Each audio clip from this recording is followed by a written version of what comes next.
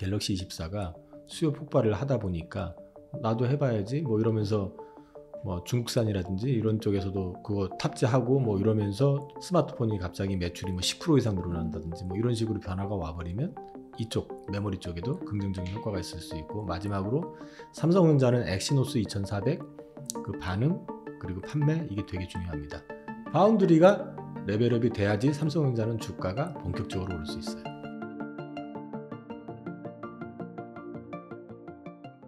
안녕하십니까. 저는 하이투자증권의 이영훈이라고 합니다. 뭐 자기소개할 때마다 좀 곤혹스러운데 업계에 너무 오래 있다 보니까 이꼴 저꼴 다 보고, 요즘도 지금 정신없는 상황인데 별 꼴을 다 보고 있지만은 그래도 그 안에서 묵묵히 투자를 이어나가고 있습니다.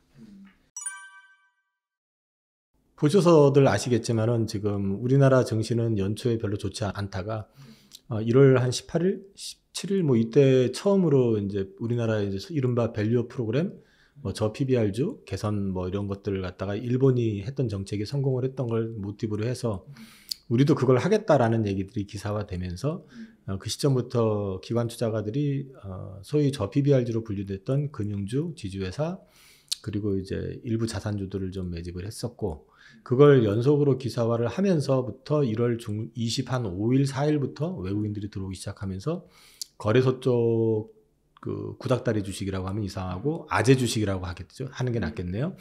그쪽이 급등을 하고 근데 새 돈이 들어온 게 없으니까 갖고 있던 성장주를 팔아버리면서 코스닥은 재미를 못 보고 뭐 그런 상황이 연출이 돼서, 제 개인적으로는 뭐 방송에서도 계속 몇 번 얘기를 했는데 우산장수, 집신장수 느낌.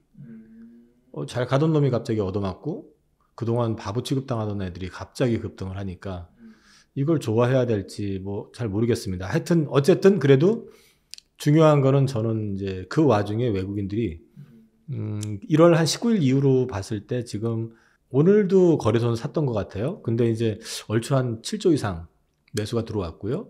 그 다음에 선물도 5조 이상 지금 매수가 들어온 걸 보면 일단 그 신규 자금, 유동성이 되게 절박했었던 증시에는 분명히 긍정적인 측면을 줄 거다. 물론 단기적으로는 코스닥이 기관 투자자들이 주로 이제 코스닥 쪽을 팔아버리면서 거래소로 많이 넘어왔기 때문에 힘이 들긴 한데, 근데 이게 주식이라는 게 또 이쪽을 갔다 해서 이쪽이 무한정 올라가고 또 이쪽은 무한정 빠지고 하는 건 아니고, 해외 글로벌 시장을 놓고 봐도 물론 이제 일본 뭐 대만이나 저기 미국 같은 경우를 봐도 성장주 쪽이 뭐 그렇게 약한 게 아니기 때문에 우리만 또 이렇게 계속 약할 이유가 없기 때문에 어차피 순환된다는 관점에서 보면 시차의 문제이지 오히려 증시에는 좀 어쨌든 플러스 효과가 나고 있는 거 아니냐, 그렇게 보고 있습니다.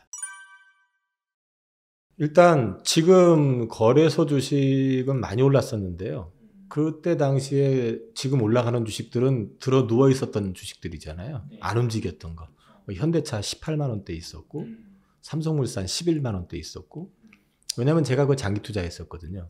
갖고 있기 때문에 알아요. 현대차 우선주 10만 원대, 11만 원 밑에서 10만 원대에서 왔다 갔다 하고 있을 때였었고 전혀 안 움직일 때였기 때문에 그것들을 염두에 두고 한 얘기는 아니었고, 어차피 걔들은 주가 빠질 대로 빠져 있는 상태였었고, 제가 말씀드렸던 건 주로 성장주 쪽 섹터를 말씀을 드렸었어요. 그때만 작년 말만 해도 어쨌든 성장주 쪽 섹터들이 많이 올랐었으니까. 지금도 뭐 성장주 쪽은 별로 재미는 없잖아요. 그래서 이제 제가 말씀을 드리는 거는 1분기 중에 어쨌든 성장주를 좀 싸게 살 기회 줄 것 같다. 그래서 좀 싸게 담는 전략은 가져가자. 두 번째, 지금 그 밸류업 프로그램에 의해 가지고 움직이는 뭐라고 표현할지 모르겠지만 어쨌든 지금 언론상에는 저 PBR주 뭐 이런 쪽이 움직이고 있잖아요. 오늘 기사가 났는데 26일 날 아마 대책이 발표가 난다 하던 것 같더라고요. 그래서 오늘 또 오전에는 약하다 오후에 갑자기 급반전을 했는데, 개인적으로는 뭐 일단 단기 좀 많이 올라가면 그쪽 관련해 가지고 줄일 건 좀 줄일 필요 있다. 그리고 또 모든 게 초기에는 왜 다 올랐었잖아요. 뭐 성장 뭐 이런 거 다 필요 없고 기업 재무구조도 엉망이고 뭐 적자가 나든 말든 무조건 올랐었는데, 최근에 보시면 그중에 많이 올랐던 것들 중에서도 좀 일부 이탈이 생기고 또 꾸준히 가는 게 생기고 하고 있거든요. 좀 옥석가리기가 있을 거고, 이 자금들이 외국인들이 쉽게 빠져나가진 않는다. 단 이게 일관성이 있어야 된다라는 거죠, 정책이. 그 다음에 만약에 강제성이 없고 뭐 표창장 주고 너 선정됐어 뭐 이러면서 뭐 훈장 주든 표창장 주든 뭐 이런 식으로 해버리고 어떤 강제적으로 올릴 수 있는 어떤 규정이나 이런 게 없대면 실망 매물이 나올 수도 있다. 일본 같은 경우는 강제 규정이 들어가 있어요. 그래서 PBR 1배 프로그램에 제대로 부응하지 못하는 일본 기업들 같은 경우는 26년에 상장 폐지 얘기까지 하고 있거든요. 근데 사실 그게 일본하고 우리하고 좀 차이가 있어요. 왜냐면 같은 저 PBR주래도 근본적인 차이가 뭐냐면 첫 번째는 일본의 기업들은 옛날에 일본이 버블 터졌다고 했었잖아요. 지금 한참 전 얘기죠. 80년대, 90년대 초반. 버블 터지고 나니까 부동산에서 얻어 터지고 그다음에 주식에서 얻어 터지고 하니까 일본 그 기업들이 돈을 갖다 투자를 한 게 거의 없어요. 주로 캐시가 많아요. 그런데 그거를 투자를 통해서 기업을 성장을 시키질 않으니까 이익이 쌓여가지고 현금이 쌓여 있는 상태니까 이게 저평가 주식은 틀림없는데 현금도 엄청 많은데 그 가치를 인정을 못 받았던 거거든요. 일본 정부가 그 돈 가지고 니네들 갖고 있는 거 가치 제대로 올려놔. 그렇지 않으면 상장 폐지까지도 할 수 있어라고 협박을 한 거고 그게 먹혀 들어간 거거든요. 돈이 있으니까. 뭐 자사주 사가지고 소각도 하고 막 할 수 있잖아요. 그 다음에 또 한 가지는 일반 투자자들 같은 경우는 마찬가지로 주식 버블에서 다 그 당시 세대들이 크게 손해를 보고 나서 주식을 거의 보질 않았었거든요. 그리고 또 일본이 초저금리잖아요. 은행에다가 돈을 안 맡겨요, 이 사람들. 이자도 안 주는데? 은행에다 맡기면은 마이너스 금리까지 봤었으니까 수수료 같은 것도 돈 맡긴 거 수수료 보관료 달라고 하는 누가 걷다 맡기겠어요? 망하면 어떻게 은행가? 그것도 진짜 뭐 하면은 은행 망해버리면 돈이야 거기도 저 기본적인 어떤 보장 금액이 있겠지만 그거 제대로 받으려면 또 피곤하잖아요. 그러니까 금고나 집에다가 이제 장롱 속에다 놨던 돈들이 세제 지원 주고 세제 혜택 주고 각종 뭐 그런 것들을 줘가면서 투자를 장려를 하니까 들어온 거예요. 그러니까 새 돈이 유입될 수 있는 환경이 돼 있었다라는 거죠. 거기다가 미국이 디커플링, 요즘은 이제 바이든에서는 디리스킹이라고 얘기를 하지만 중국과 이제 완전히 좀 공급망 자체를 분리하는 작업을 지금 시작을 하다 보니까 중국을 대체할 수 있는 국가들을 갖다가 전략적으로 좀 밀어준 게 있잖아요. 우리가 피해를 봤다라고 얘기할 수는 없지만 분명한 거는 일본하고 인도가 굉장히 수혜를 본 건 맞아요. 일본이 지금 반도체 기업들이 다시 올라오는 이유도 그렇고 TSMC가 일본에다가 투자하는 이유도 그렇고 인텔도 그렇고 삼성전자가 달리 일본에다가 갑자기 연구소를 세우겠다고 하는 다 똑같은 맥락이거든요. 그래서 어쨌든 자금이 그렇게 외자가 들어오면서 투자가 들어오기 시작하고 기업들이 좋아지고 그런 효과가 있다 보니까 일본 증시는 급등을 하는 거고요. 반면에 우리나라는 투자해서 괜찮을 것 같아 하면 그냥 갖다 기업체들이 약간 민족성하고도 좀 있는 것 같아요. 일본 사람들은 한번 터져봤기 때문에 신중을 위하는 그 스타일 때문에 투자를 확대를 하지 못하고 반면에 우리나라 기업들은 이거 되겠다 싶으면 좀 투자를 적극적으로 하다 보니까 2차 전지가 큰 것도 그 이유잖아요. 파나소닉이 글로벌 1위였었는데 지금 확 밀려버렸잖아요. 우리가 뭐 엔솔, 뭐 SDI, SK이온 지금 투자하는 거 보세요. 전 세계에서 배터리 셀 업체 중에서 우리나라 업체처럼 그렇게 공격적으로 하는 데가 없잖아요. 근데 이제 그건 좋은데 그렇게 이제 사업 확장을 위해서 투자하는 건 좋은데 부동산 사는데 투자하고 뭐 그런 것들이 많잖아요. 그 다음에 또 우리나라는 또 시클리컬이 기업들이 기본적으로 많다 보니까 경기 꺾이고 중국 경기 어려워지고 해버리니까 뭐 화학, 철강 뭐 다 안 좋잖아요. 그러니까 저평가 주식, 저 PBR은 맞는데 그 회사를 열어보면 현금이 있는 회사들이 별로 그쵸. 그러니까 이제 이 차이가 있다. 첫 번째. 일반 투자자들 같은 경우는 뭐 우리가 스스로를 돌아봐서 아시지만 되겠다 싶으면 똑같잖아요. 그냥 배팅 들어가고 레버리지 그 증권회사 통해 가지고 대출 받았던 게 옛날에는 초창기 때는 전부였는데 은행에서도 해주죠. 저축은행에서도 해주지. 심지어 또 무슨 스탁론 해가지고 할 수 있는 거 다. 그러니까 그러다 보니까 또 지금 이제 우리나라 경기가 어렵잖아요. 그리고 또 부동산 또 침체돼 있잖아요. 새 돈이 들어올 수 있는 환경적인 여건이 없는 거죠. 사실 그래서 지금 외국인들이 저 PBR 이제 밸류업 프로그램 이거에 의해 가지고 이 돈이 들어온 건 의미가 있어요. 그래서 또 저는 역설적으로 기업이 아주 충격을 받지 않을 정도라도 강제 규정 들어가야 된다. 그래야지 결국 밸류업 프로그램이라는 건 주주 환원책이거든요. 그걸 강화해줘야지만이 사실 들어와요. 대만이 우리보다 뭐 높네 낮네 말 많은데 거기는 배당 수익률이 4%예요. 우리하고 달라요. 네. 우리가 지금 배당 수익률이 현대차나 이런 쪽에서 많이 줘서 그렇지 전체를 놓고 보면 2%? 뭐, 예, 안 주는데도 태반이고. 그래서 이런 부분들이 좀 강화될 필요가 있다. 예, 그렇게 이제 그 차이는 있다라는 걸 알고 계셔야 될 것 같아요. 근데 앞서 말씀드린 것처럼 일단 외국인들이 들어온 거 자금 자체가 의미가 있다. 그리고 지금 현재는 그 저 PBR주로 이제 말씀을 드리면 그쪽 관련된 주식 쪽으로 수급이 몰려 있잖아요. 그러니까 오늘도 지금 거래소 주식 핫하게 올라가고 이쪽 코스닥은 또 거기에 못 미치고 그런 그림이 나왔지만 결국은 이쪽 주식도 뭐 그런다고 해가지고 뭐 성장주처럼 뭐 갑자기 몇 배가 더 올라가고 이러지는 않는다는 거죠. 어느 정도 올라가면 그 자금이 아무래도 저렴하고 저평가돼 있고 이런 쪽으로 또 흐르게 돼 있어요. 그래서 그런 맥락에서 봤을 때는 저는 1분기가 앞서도 말씀드렸지만 고성장 주식 뭐 주로 이제 코스닥에 있는 쪽이겠죠. 좀 싸게 살 기회 주는 것 같다.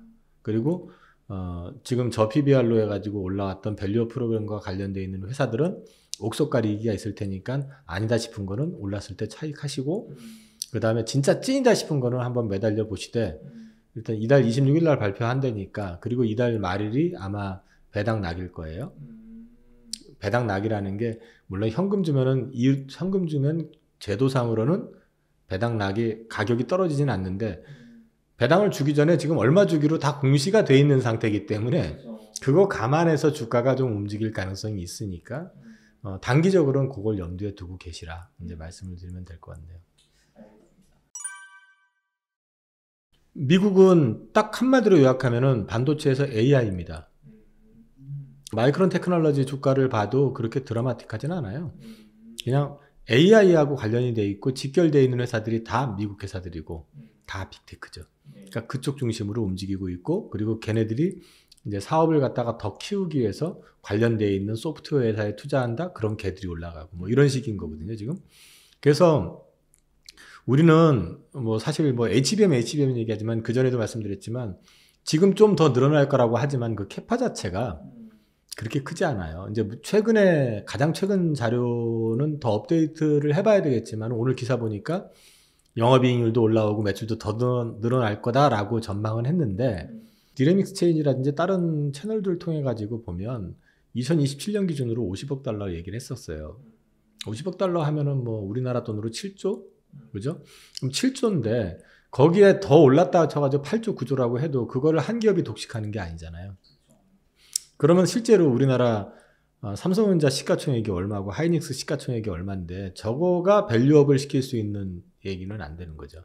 그러니까 그 전부터 제가 계속 이제 말씀을 드렸는데 작년에 제가 연초에부터 시작해서는 삼성전자 사야 된다고 얘기하다가 연말부터 제가 톤을 바꿨어요. 이제는 숫자로 보여줘야 된다. 그 말씀 아마 신사임당에서도 했던 것 같은데 이제는 숫자로 보여준다는 얘기는 결국은 뭐냐면 바닥 기대감 때문에 올랐으니까 그럼 그 다음부터는 숫자가 올라와야 되거든요. 그래서 최근에 이제 증산은 해요. 디램이나 낸드나 증산은 하고 있고 디램은 그래도 계속 이익이 나기 시작하는 그림이 되니까 우호적인 측면이 있는데 아직은 낸드가 적자가 심하고요. 또 하나는 판가도 올라가고 하면서 이익이 늘어나는 것도 좋지만 그거 가지고 또 설명이 안 되잖아요. 밸류라는 게. 그러면 결국 뭐냐면은 전체적으로 매출이 확장이 돼야 돼요. 그러려면 전에도 말씀드렸지만 뉴 디바이스가 출현을 해야 된다는 거. 기존의 스마트폰이라든지 이런 거 가지고는 어차피 확장의 한계가 있다고 하면 그래서 제가 애플의 비전 프로 얘기를 했었고 그게 지금 최근에 이제 반응들이 있잖아요. 근데 아직 뭐 20만 대가 팔리나 40만 대가 팔리나 얘기하지만 아직은 숫자적으로는 의미는 없어요. 지금 중요한 거는 그 반응이고 그 다음에 지금 현재 보면은 구글에서도 적극적으로 움직이고 있고 LG, 삼성 다 이제 관련된 제품 만들겠다, 출시하겠다 얘기를 하고 있잖아요. 그럼 이게 얼마만큼 커질지를 봐야 되는 측면이 있고요. 두 번째는 온 디바이스 AI라고 하는 이제 단어들이 좀 많이 유행했잖아요. 이게 확장이 되면은 좋아질 수 있어요.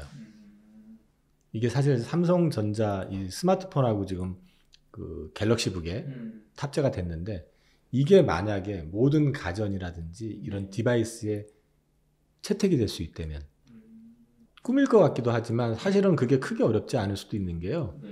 편의성을 놓고 얘기하면은 앞으로 지금도 그럴 수 있는데 리모컨이 필요 없잖아요. 차키 없잖아요. 애플 가지고는 그거 네. 가능하잖아요. 이걸로 그것도 가능할 뿐더러 집에서 이 모든 리모컨을 제거하고 이걸로 에어컨도 조절을 한다든지 아니면 온도 습도 그다음에 뭐 TV, 냉장고 그다음에 뭐 스토브 같은 거 다 조절이 가능해질 수가 있잖아요. 외부에서. 그쵸. 그러니까 그런 시대가 오게 되고 그다음에 거기에 예를 들어서 그 냉장고 안에 뭐가 떨어졌다 아니면 유통기한이 지났다 그게 실시간으로 오는 어떤 그림이 된다고 그러면 그 편의성이 굉장히 커지면 그쵸. 수요가 또 늘어날 수 있잖아요. 그러면 그 가전제품 파는 게 중요한 게 아니고 거기에 이제 탑재되는 거 그다음에 그 플랫폼 있잖아요. 네. 되게 의미가 있을 수 있거든요. 그래서 요게 지금 당장은 아니지만 가능성을 좀 보여준 상태이기 때문에 지켜보실 필요가 있다. 그래서 저는 뭐 이쪽으로 이제 보셔야 되고 그 다음에 이제 AI 확장이 결국은 데이터 센터 확장, 투자 확대로 늘어난. 이번에 보니까 마이크로소프트가 독일하고 영국에다가 데이터 센터 이제 얘기 나오고 있고 네. 데이터 센터가 많이 필요할 수밖에 없잖아요. 그렇게 되면은 뭐 직간접적으로 어쨌든 간에 자연스럽게 하이닉스, 삼성전자 쪽에 수혜를 볼 수 있지 않느냐. 이런 그림들이 조합이 됐을 때 삼성전자 하이닉스가 한 단계 더 올라갈 수 있다. 그래서 지금은 하방 리스크는 저는 커 보이진 않아요. 근데 상방으로 가기에는 아직은 숫자로 증명을 해야 되고 앞에 말씀드린 이 분위기가 어느 정도 좀 가시성이 있게 뭐 갑자기 예를 들어서 현재 잘 팔리고는 있지만 갤럭시 24가 수요 폭발을 하다 보니까 나도 해봐야지 뭐 이러면서 뭐 중국산이라든지 이런 쪽에서도 그거 탑재하고 뭐 이러면서 스마트폰이 갑자기 매출이 뭐 10% 이상 늘어난다든지 뭐 이런 식으로 변화가 와버리면 이쪽 메모리 쪽에도 긍정적인 효과가 있을 수 있고 마지막으로 삼성전자는 엑시노스 2400 그 반응 그리고 판매 이게 되게 중요합니다. 파운드리가 레벨업이 돼야지 삼성전자는 주가가 본격적으로 오를 수 있어요. 헤지 펀드들은 원래 기업의 성장을 쳐다보는 게 아니고 거기서 내가 최대한 뽑아먹을 걸 뽑아먹는 데 목적이 있는 거잖아요. 네. 특히 외국계 같은 경우는 그래서 기업 사냥꾼이라는 것들도 되게 많고 지금 사실은 다분히 그거는 좀 무리한 요구예요. 기업이라는 게 예를 들어서 이제 주주 환원을 좀 강화하라고 해도 강화하라고 한 거지 갖고 있는 돈 다 털어가지고 주주 환원하고 갖고 있는 자사주 다 소각하고 그것도 돈 빌려가지고 하라는 얘기가 그럼 삼성물산이 뭐 어디서 엄청난 뭐 그 수익원을 가지고 있어가지고 우물에서 돈 그러니까 물 퍼내듯이 이익을 창출하는 기업도 아닌데 무리한 얘기고요. 그런 부분들은 좀 골라서 가려서 보실 필요가 있어요. 그래서 그거는 저는 될 거라고 생각도 안 하지만 받아줘서도 안 될 거라고 생각도 안 하지만까지만 할게요.